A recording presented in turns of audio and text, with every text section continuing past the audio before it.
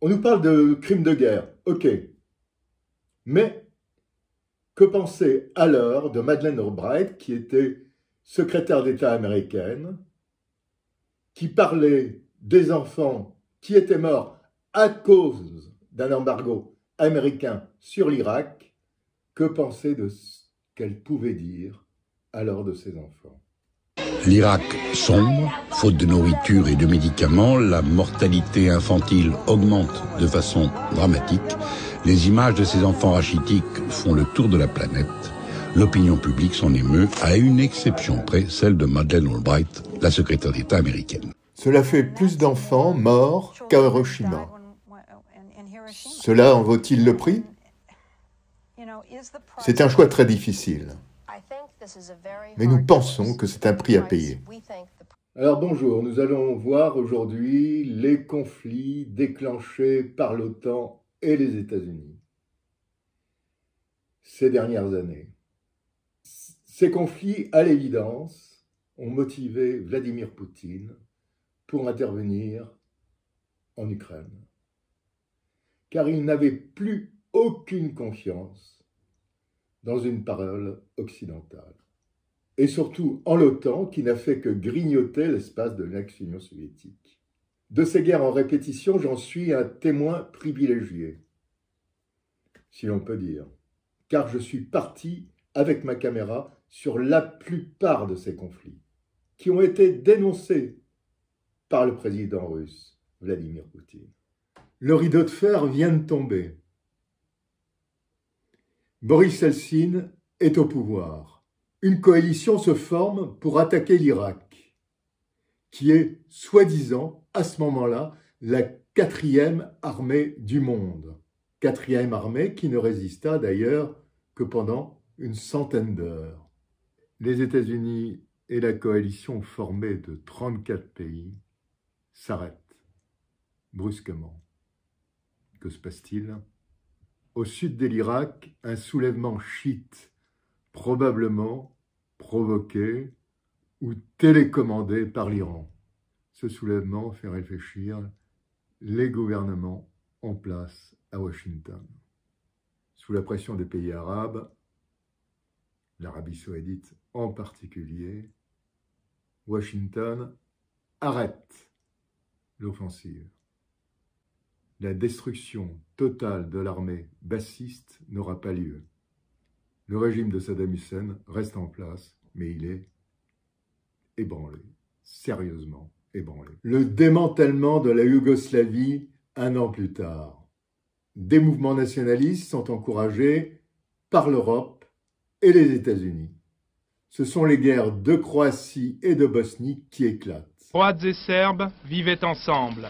C'était il y a longtemps, c'était au printemps dernier. Après 90 jours de siège, après 90 jours de bombardements intensifs, le symbole de la résistance croate tombe. Première victoire significative pour l'armée fédérale.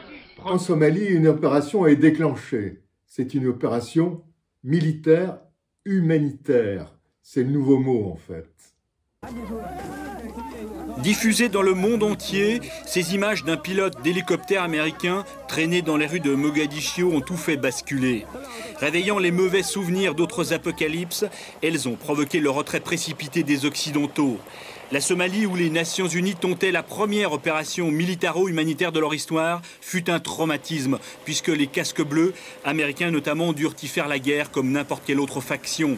De l'Assemblée nationale, de la cathédrale, il ne reste plus rien. Rien que des lignes de front où les milices guettent l'intrus.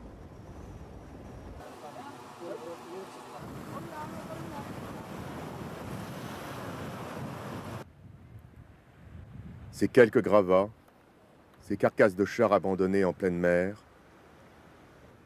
ces ruines sont ce qui reste du quartier général de l'ONU à Mogadiscio.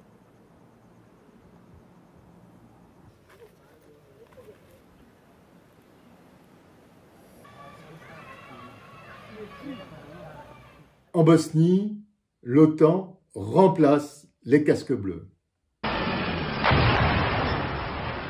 Le convoi journalier de l'ONU apporte vivres et médicaments.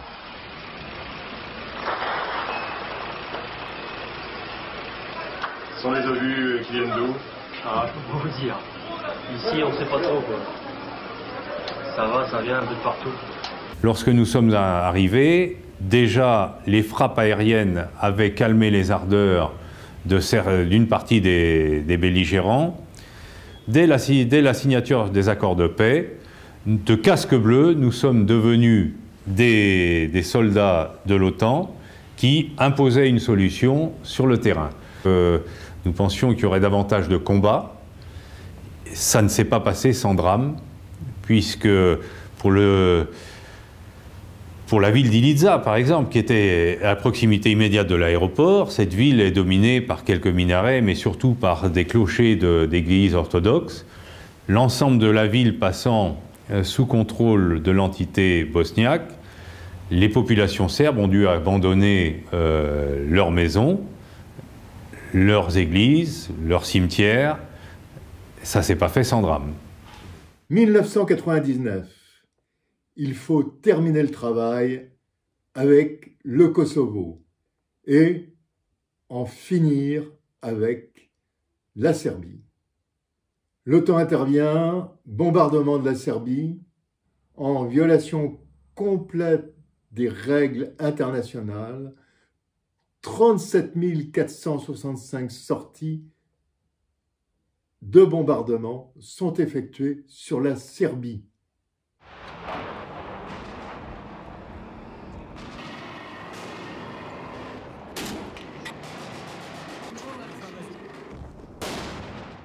Septembre 2001, les Twin Towers. Octobre 2001, invasion de l'Afghanistan. Le jour se lève à peine sur la province d'Helmand. Les habitants de cette région, surnommée le désert de la mort, voient débarquer des dizaines de chars américains. Toute la nuit, des hélicoptères ont déposé par vagues successives des marines. En tout, ils sont 4000, à leur côté 650 soldats et policiers afghans. Frapper vite, frapper fort, c'est le mot d'ordre pour cette offensive baptisée Liberté de la Rivière. En 2003, George W. Bush veut à nouveau attaquer l'Irak. Il est temps pour nous de nous attaquer aux véritables menaces. Il est temps pour nous de nous occuper de Saddam Hussein. Il est temps pour nous de renforcer la paix. La Russie de Poutine met en garde les États-Unis. Cela ne se passera plus comme pour la première guerre d'Irak. Ils mettront un veto à l'ONU. Colin Powell vient faire devant le Conseil de sécurité une déclaration tonitruante. Le chef de la diplomatie américaine brandit un flacon d'anthrax pour dénoncer l'existence d'armes biologiques, puis fournit une photo non identifiée d'un drone, avion sans pilote, qui pourrait transporter des armes chimiques et biologiques. Mais la France, pour la première et la dernière fois, s'opposera aux États-Unis. Il y a 10 jours, le secrétaire d'État américain, M. Powell, a évoqué des liens supposés entre Al-Qaïda et le régime de Bagdad.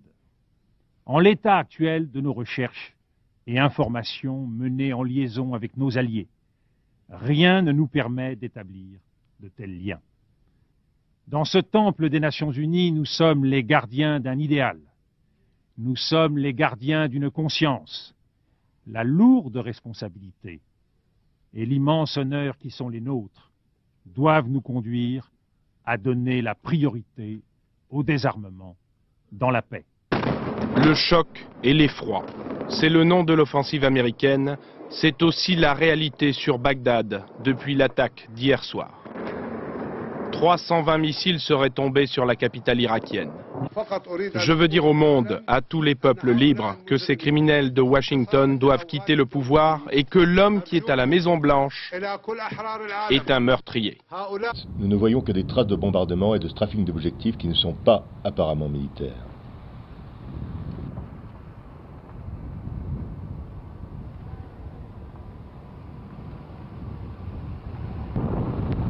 Puis des carcasses de chars encore fumantes de l'armée irakienne et, dans les faubourgs de la capitale, voici la machine de guerre américaine.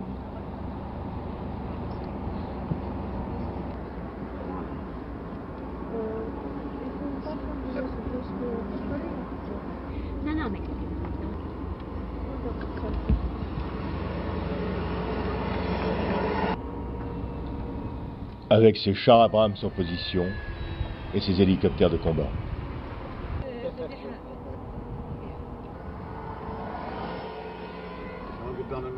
Les troupes de la garde présidentielle qui devaient combattre se sont évaporées.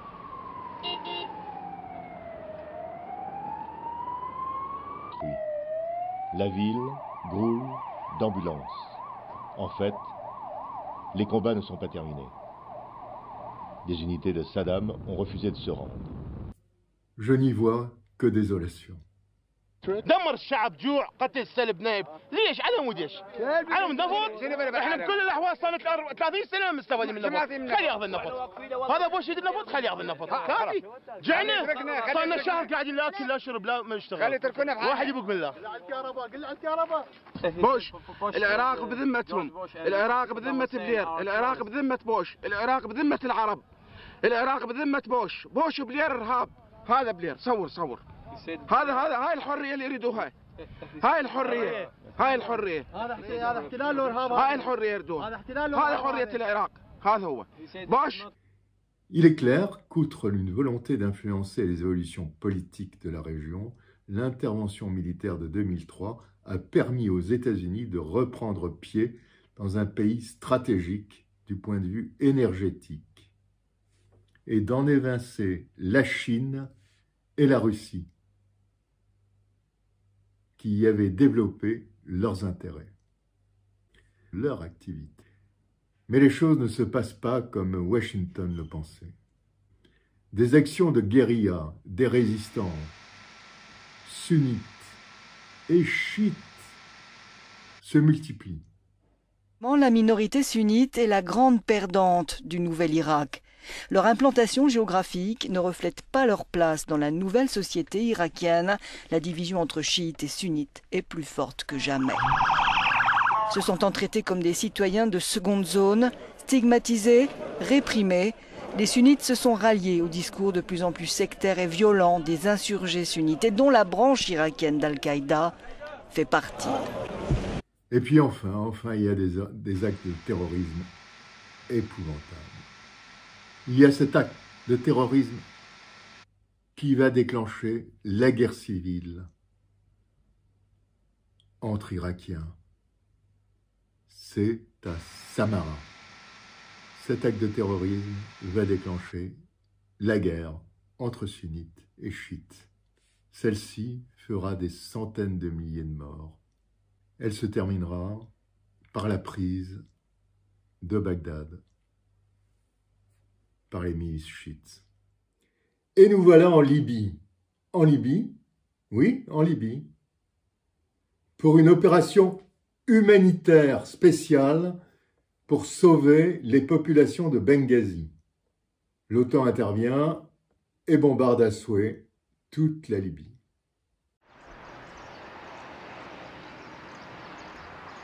Tripoli, 7 h du matin, après une nuit sous les bombardements. Objectif des frappes, le port et des centres de communication de l'armée libyenne. 9 h, un missile tombe à proximité de l'hôpital central.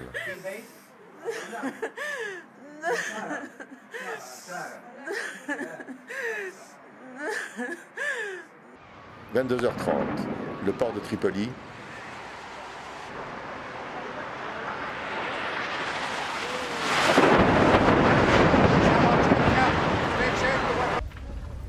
Arrivé sur les lieux de l'attaque, c'est la panique.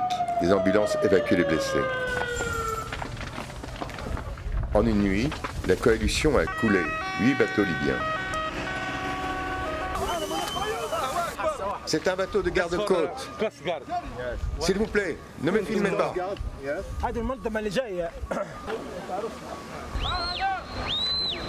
Enfin, des camions de pompiers arrivent.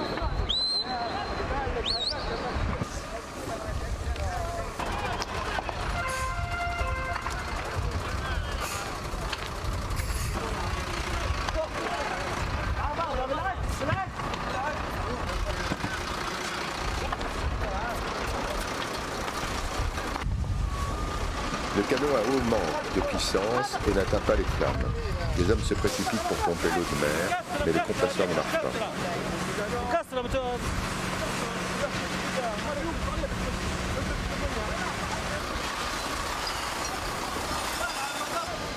Un filet d'eau s'échappant de sa lampe à eau, l'homme impuissant explose à la caméra. La révolution du 1er octobre de Kadhafi est une révolution populaire. Je ne crois qu'en Dieu, Kadhafi et la Libye. Le colonel Kadhafi est assassiné dans sa ville natale. Nous revenons vers l'école militaire qui est aux mains du nouveau pouvoir. La caméra est cassée, la voiture est criblée d'éclats, je n'ai plus d'ordinateur de montage. Je n'ai plus rien, alors je tourne ces quelques vues avec ce qu'il me reste comme caméra.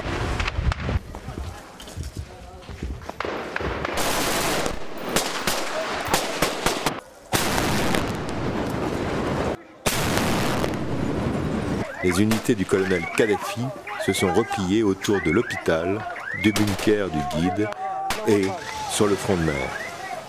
Des rumeurs font état de massacre. Des renforts sont attendus de l'ouest libyen, de Misrata. En 24 heures, le destin de la Libye a basculé. La Libye, ensuite, va s'enfoncer dans une guerre civile qui dure encore aujourd'hui. Enfin, encore une guerre contre le terrorisme, encore une. Mais cette fois-ci, contre le terrorisme islamique de Daesh, en Irak. Une coalition internationale va en Irak, puis en Syrie, ainsi que le 9 avril 2013, naît l'État islamique en Irak et au Levant. Cet État islamique, en 2014, prend Falloujah, à moins de 100 km de Bagdad. Le 10 juin, l'État islamique prend Mossoul. Le 9 août, débute une coalition contre l'État islamique avec des Américains. C'est le commencement des bombardements américains. Le commencement des bombardements anti-djihadistes.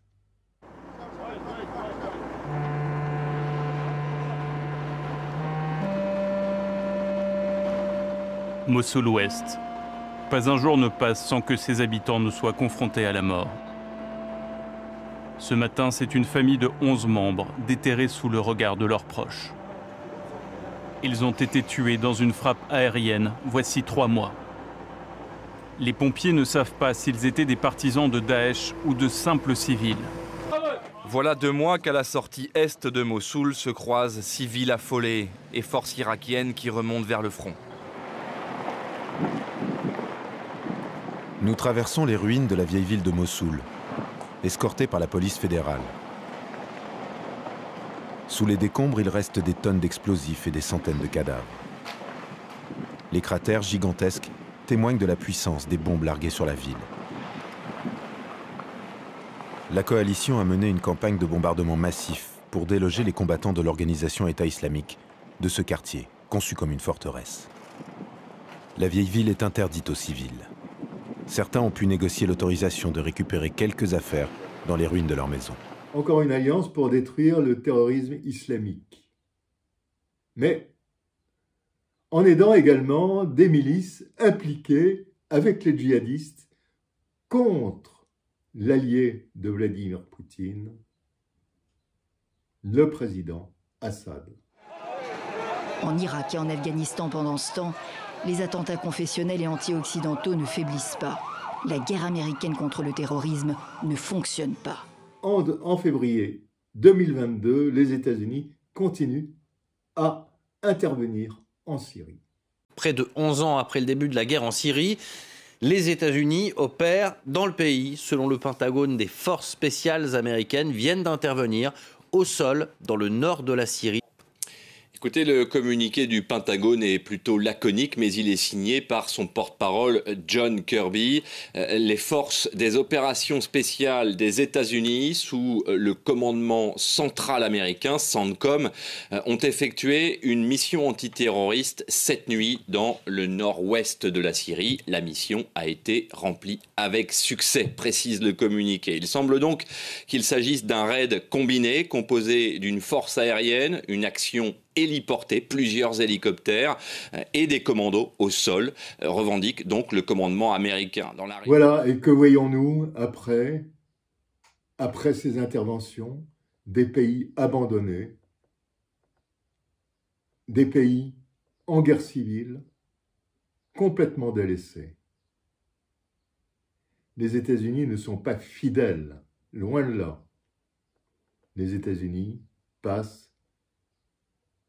détruisent et s'en vont. Et nous le voyons bien en Afghanistan, Afghanistan abandonné complètement par les États-Unis et ses alliés, dont la France. Le conflit a tué des dizaines de milliers de personnes et en a déplacé des millions. En termes de victimes, ce sont les Afghans qui ont payé le plus lourd tribut. Bon, eh bien écoutez, à bientôt sur ma chaîne. J'espère que vous avez aimé ce petit récit. À bientôt. Au revoir.